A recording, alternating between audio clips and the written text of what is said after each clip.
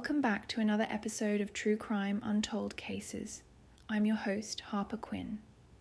Tonight, we journey back to 1867 Virginia City, Nevada, a bustling silver mining town where fortune seekers and outlaws walk the same dusty streets. When Julia Bulette, a beloved madam and honorary firefighter, was found brutally murdered in her bed, the community demanded swift justice. But in their haste to convict a French drifter named John Millen, did authorities ignore crucial evidence? Were powerful men hiding deadly secrets? Join me as we unravel the mysterious death that shook the American frontier and the questionable execution that followed. The truth behind Julia Bulette's murder may be more shocking than anyone imagined. On a bitter cold morning in January 1867, Virginia City, Nevada awakened to news that would shake the bustling mining town to its core. Julia Bulette, one of the most beloved figures in this silver-rich frontier settlement, had been found brutally murdered in her own bed. The discovery sent shockwaves through a community that, despite its rough and tumble nature, had never witnessed such a heinous crime against one of its most prominent citizens. Virginia City in the 1860s was no ordinary frontier town. Built upon the legendary Comstock Lode, the richest silver deposit ever discovered in the United States, it was a place where fortunes were made and lost daily. Amid the chaos of mineral speculation and the constant influx of fortune seekers, Julia Bulette had carved out a unique position for herself in local society. Though she worked in what many would consider a controversial profession as a high-class courtesan, Julia was far more than that to the people of Virginia City. Born in England in 1832, Julia had arrived in Virginia City around 1863, when the silver boom was transforming this mountainside settlement into one of the most important cities in the American West. Unlike many women in her profession, Julia became an integral part of the community. She was known for her charitable works, often helping miners who had fallen on hard times, and was particularly beloved by the local firefighters. In fact, she had been made an honorary member of Virginia Engine Company No. 1, a distinction that spoke volumes about her standing in the community. On that fateful morning of January 20th, 1867, Julia's maid arrived at her small but well-appointed home on D Street to find an unusually quiet house. The temperature had dropped well below freezing during the night, and smoke should have been rising from the chimney. Instead, there was nothing but silence and stillness. When the maid entered, she discovered a scene that would haunt Virginia City for generations to come. Julia lay in her bed, brutally strangled and beaten. The coroner would later determine that she had been struck repeatedly about the head and face before being suffocated with a pillow. The killer had then used a silk scarf to ensure his victim was dead, pulling it so tight around her neck that it had cut into the flesh. The violence of the attack suggested not just murder, but a deep-seated rage. The crime scene told an additional story. Julia's home had been thoroughly ransacked. Her considerable collection of jewelry, fine clothes, and other valuables was missing. Among the stolen items were several distinctive pieces that Julia was known to wear regularly, including a diamond ring, a gold watch, and various pieces of French jewelry that had been gifts from wealthy admirers. The news spread through Virginia City like wildfire. Within hours, hundreds of citizens had gathered outside Julia's home, demanding justice. The local police force, led by Sheriff John Sexton, faced enormous pressure to solve what was quickly becoming the most notorious crime in the region's history. The investigation began with a thorough examination of Julia's last known movements. She had been seen alive the evening before her death, entertaining a client in her home. Several witnesses reported seeing a man leaving her residence in the early hours of the morning, but descriptions varied. Some claimed he was tall, others short. Some said he spoke with an accent, others insisted he was American-born. What complicated matters further was Julia's extensive network of acquaintances. As one of Virginia City's most successful madams, she had connections with everyone from wealthy mine owners to common laborers. Her client list was a closely guarded secret, and many prominent citizens had reason to fear their associations with her might come to light during the investigation. The police initially focused on Julia's regular clients, but this line of inquiry proved frustrating. Many potential witnesses were reluctant to come forward, fearing scandal. Others provided alibis that, while not entirely convincing, were difficult to disprove in a town where record-keeping was often haphazard at best. The breakthrough came when local pawnbrokers were asked to be on the lookout for Julia's stolen jewelry. Within days, several pieces were identified in Carson City, about 15 miles away. The man who had pawned them was described as a French drifter named John Millane, who had recently arrived in the area. Millane quickly became the primary suspect, but he had already left the region. What followed was one of the most extensive manhunts in Nevada Territory history. Wanted posters were distributed throughout the West, offering a substantial reward for Millane's capture. The description was specific: a Frenchman in his early 30s, about 5 feet 8 inches tall, with dark hair and a distinctive scar on his left cheek. For weeks, false sightings poured in from across the territory. Meanwhile, Virginia City remained on edge. Julia's funeral was one of the largest the town had ever seen, with the entire Virginia Engine Company No. 1 marching in full-dress uniform. The procession stretched for nearly a mile, an extraordinary tribute to a woman who, in any other frontier town, might have been considered an outcast. The investigation took a decisive turn in early February when John Millane was arrested in San Francisco. He was found wearing one of Julia's rings and carrying other pieces of her jewelry. When confronted, Millane offered various explanations for how he had come to possess these items, but none of his stories held up to scrutiny. The evidence against Millane seemed compelling. He had been seen in Virginia City around the time of the murder. He was in possession of the victim's belongings, and witnesses placed him near Julia's home on the night in question. However, as preparations for his trial began, questions emerged that would cast a shadow of doubt over the proceedings. Millane's arrest and return to Virginia City marked the beginning of what would become one of the most controversial trials in Nevada Territory history.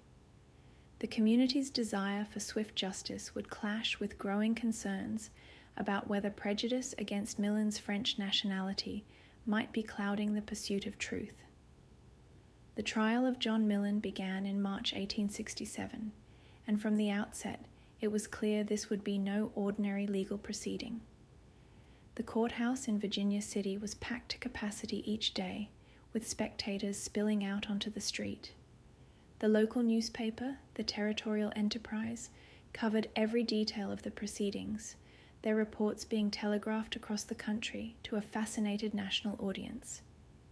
Prosecutor William M. Stewart, who would later become a United States Senator, presented a seemingly straightforward case. He had physical evidence linking Millane to the crime, the stolen jewelry found in his possession. Multiple witnesses placed him near Julia's home on the night of the murder, and perhaps most damaging, Millane had fled the area immediately after the crime, suggesting consciousness of guilt. The prosecution's star witness was a local saloon keeper who testified that Millane had come into his establishment the morning after the murder, seemingly flush with cash and acting nervously. He claimed Millane had tried to sell him a gold watch that matched the description of one stolen from Julia's home. The witness's testimony was particularly compelling because he had no apparent connection to the victim or the accused.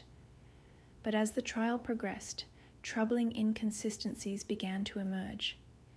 Millane's court-appointed defense attorney, Thomas Fitch, known as the silver-tongued orator of the West, pointed out that none of the witnesses could positively identify his client as the man they had seen leaving Julia's home. The descriptions varied wildly, and several witnesses admitted they had only caught glimpses of the figure in the darkness. Fitch also raised questions about the investigation itself.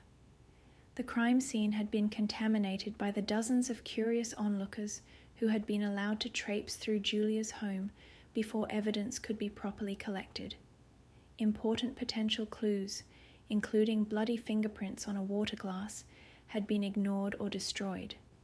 The defense argued that in their rush to solve the crime, authorities had focused solely on Mylene while ignoring other possible suspects.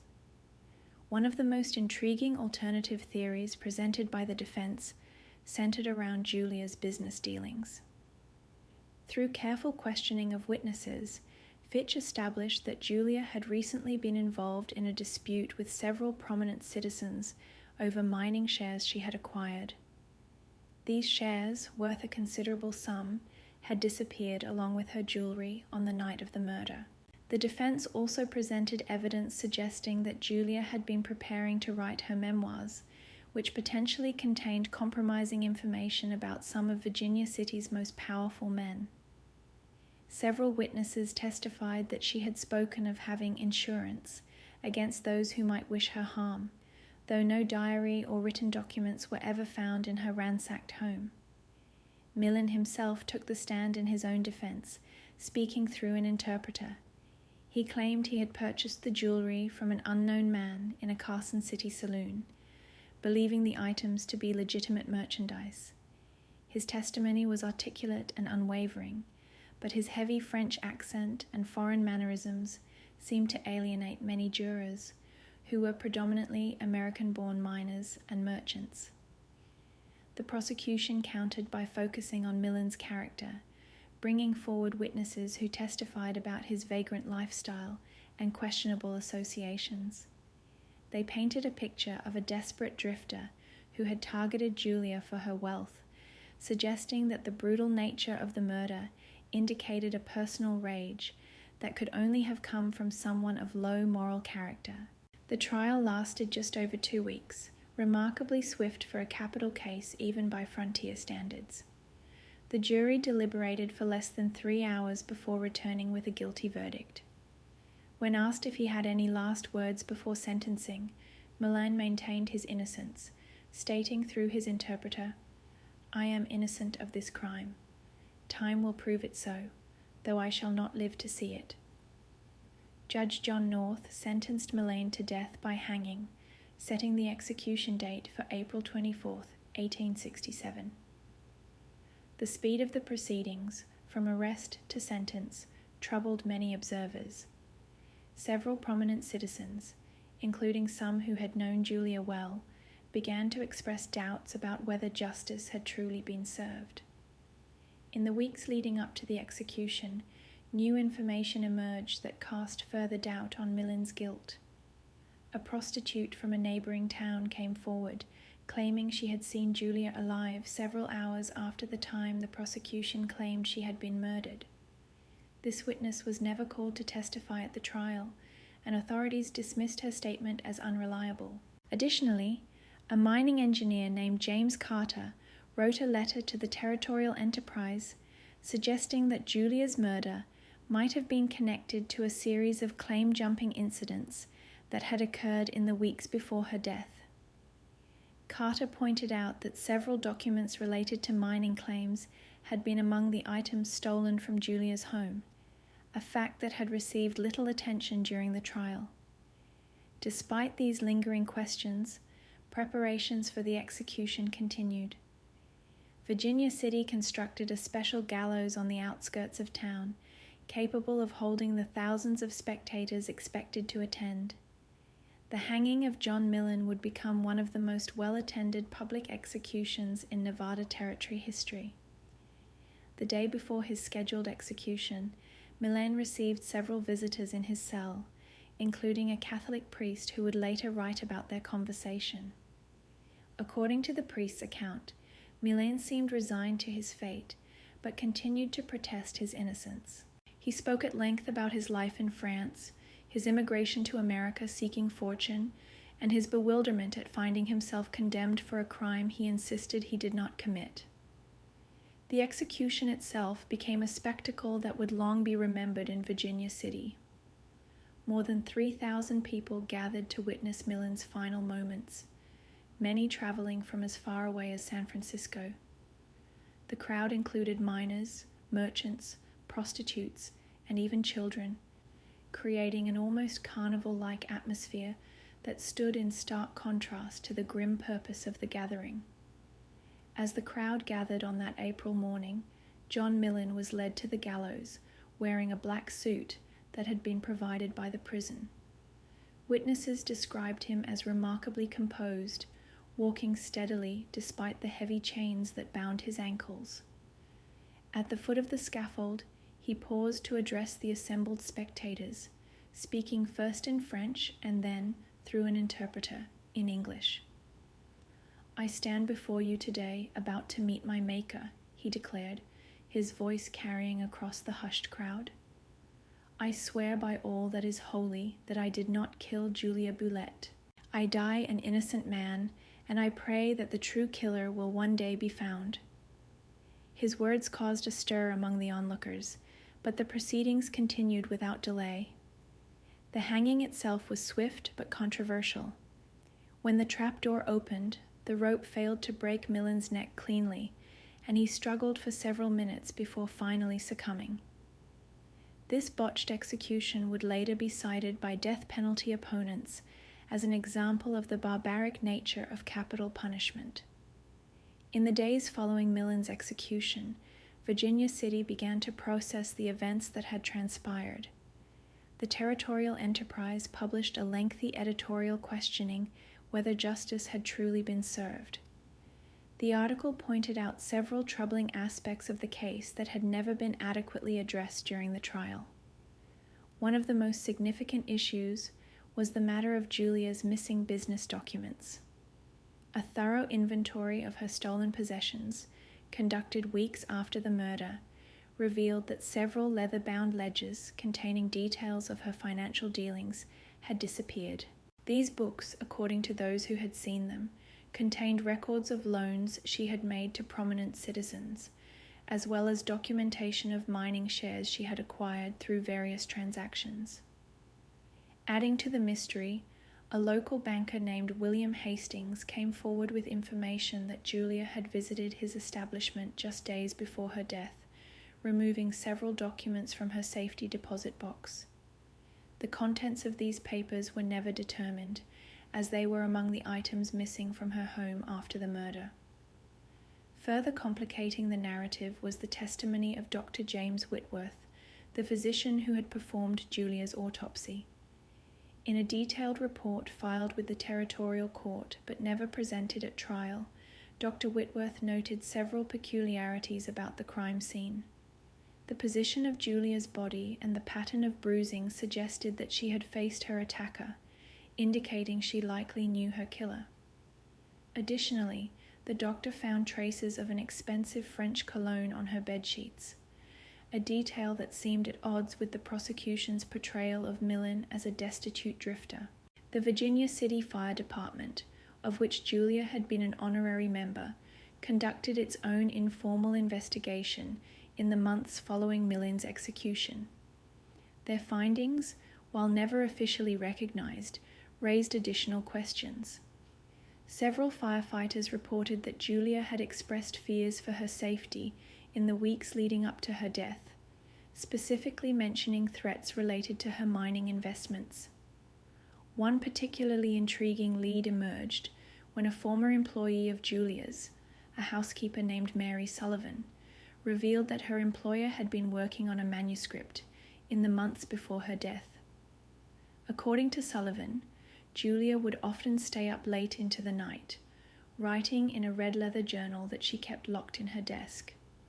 This journal was never found among the ransacked belongings, leading some to speculate that silencing Julia, rather than robbery, may have been the killer's primary motivation.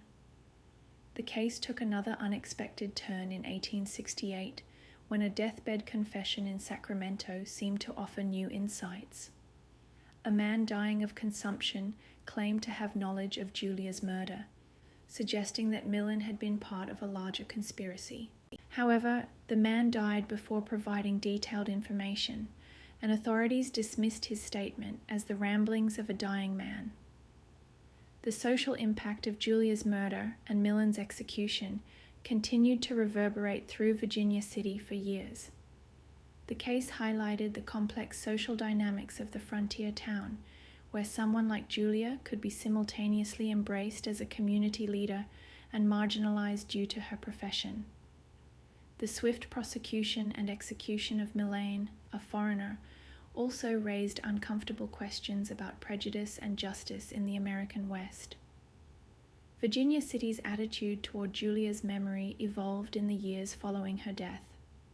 While she had been celebrated in life despite her profession, in death she became almost legendary. Her grave in the city cemetery became a site of pilgrimage, with visitors leaving flowers and small tokens of remembrance.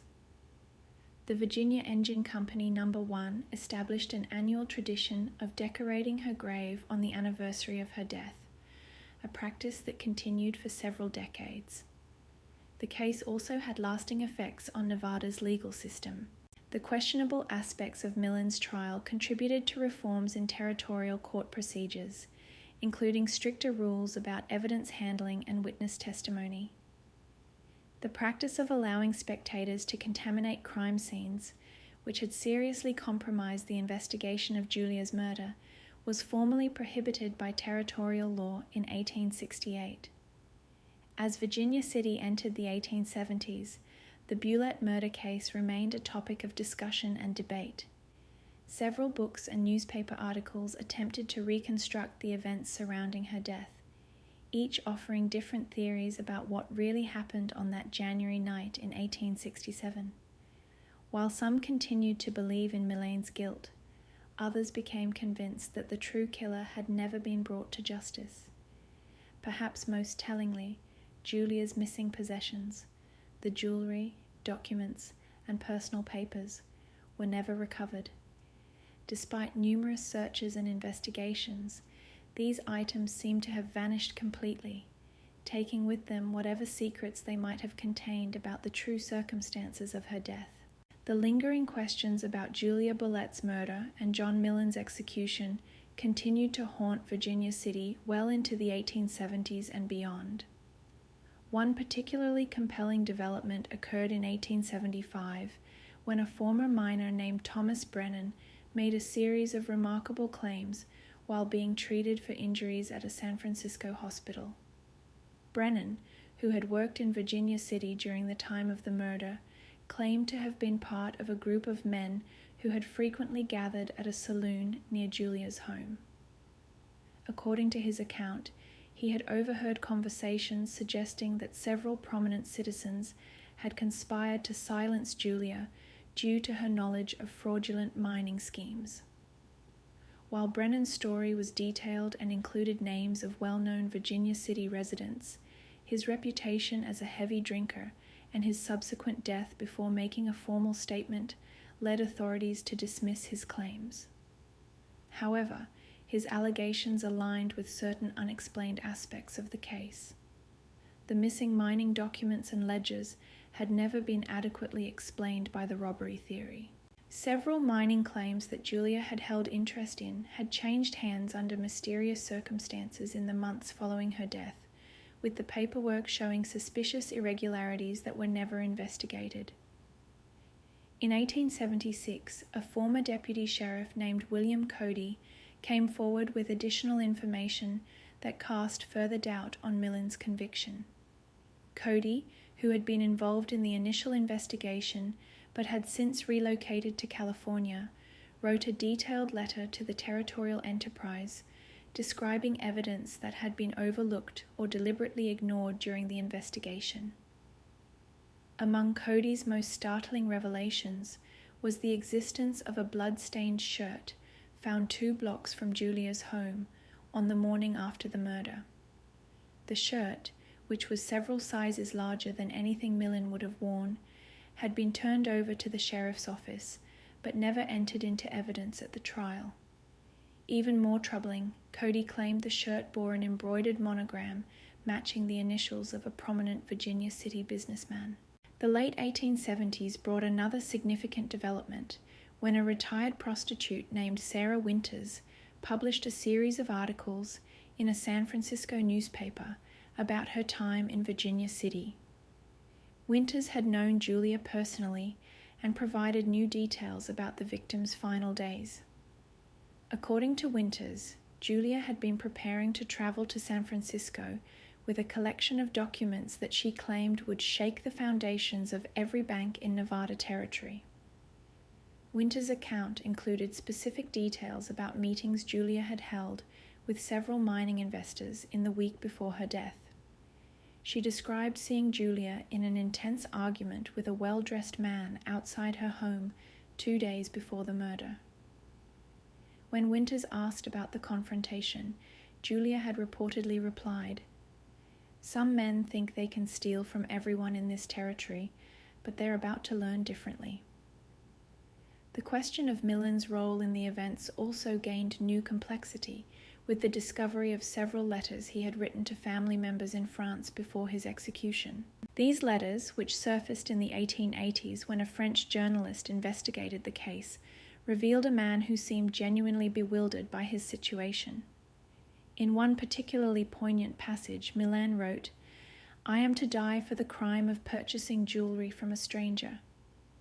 In America, it seems, this is enough to condemn a man who speaks with a foreign tongue."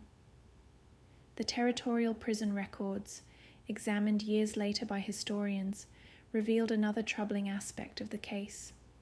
Several witnesses who had testified against Millen received pardons for various crimes in the months following his execution. While this might have been coincidental, the pattern suggested possible manipulation of testimony, a common practice in frontier justice systems of the era. As Virginia City's silver boom began to wane in the 1880s, the Bulette murder case became part of the city's complex historical narrative. The story encompassed themes of frontier justice, class distinction, and the role of outsiders in Western society. Julia's grave continued to draw visitors, many of whom left notes questioning whether justice had truly been served. The case also influenced changes in Nevada's legal system. The questionable handling of evidence and the rush to judgment in Millen's trial were cited during debates over judicial reform in the territory. New requirements for corroborating evidence in capital cases were implemented, and stricter guidelines for jury selection were established to prevent bias against foreign-born defendants. The legacy of the Julia Bulette murder case extended well into the 20th century, particularly as Virginia City transformed from a bustling mining metropolis into a historical tourist destination. In 1905, during renovations of an old building near Julia's former residence, workers discovered a hidden compartment containing several items that potentially connected to the case. Among these was a sealed envelope addressed to Julia, dated just days before her murder, though the contents had long since deteriorated beyond legibility. The discovery sparked renewed interest in the case, leading several early Nevada historians to conduct detailed reviews of the available evidence. One such historian, Marcus Bennett, spent nearly a decade examining court records, newspaper accounts, and personal correspondence related to the case. His findings, published in 1912, suggested that the investigation had been deliberately misdirected from the start. Bennett's research uncovered financial records showing that several members of Virginia City's elite had experienced sudden reversals of fortune in the months following Julia's death. One particularly suspicious case involved a mining investor named George Whitfield, who had been nearly bankrupt in December 1866, but somehow managed to purchase 3 major silver claims by March 1867. Whitfield's financial resurrection coincided with the disappearance of mining shares that Julia had owned. The historian also found evidence that Julia's role in Virginia City society had been more complex than previously understood. Through interviews with aging residents who had known her, Bennett discovered that Julia had served as an informal banker for many of the city's working women, helping them invest their earnings in mining shares and real estate. This financial acumen, combined with her knowledge of the private affairs of prominent citizens, made her a potentially dangerous figure to those involved in fraudulent mining schemes. Perhaps most significantly, Bennett's research revealed that John Millen had been in Carson City on business related to a mining claim the day before the murder. Multiple witnesses confirmed seeing him there, which would have made it difficult, though not impossible, for him to have committed the crime at the time stated in the prosecution's case. This information had been available during the trial, but was never presented by Millen's defense attorney. As Virginia City entered the era of historical preservation in the 1930s, the Bulette case became part of the city's cultural heritage. Tours of the historic district included stops at both Julia's former home and the site of her grave. However, these tourist-oriented narratives often simplified the complex questions surrounding her death, preferring to focus on the more sensational aspects of the case. In 1948, a collection of letters was discovered in the attic of a former Virginia City courthouse clerk. These included correspondence between Judge John North, who had presided over Millen's trial, and various territorial officials. In one particularly revealing letter, written shortly before his death in 1890, North expressed deep misgivings about the case, writing, "In my long career on the bench, no matter has troubled my conscience more than the Bulette murder trial. We acted with haste where deliberation was needed, and I fear an innocent man may have paid the ultimate price. Today, the Julia Bulette murder case stands as a testament to the complexities of frontier justice and the ways in which power, prejudice, and economic interests could influence the course of justice in the American West. The true identity of her killer remains a mystery, while the execution of John Millen serves as a cautionary tale about the dangers of rushing to judgment in the face of public pressure for swift justice.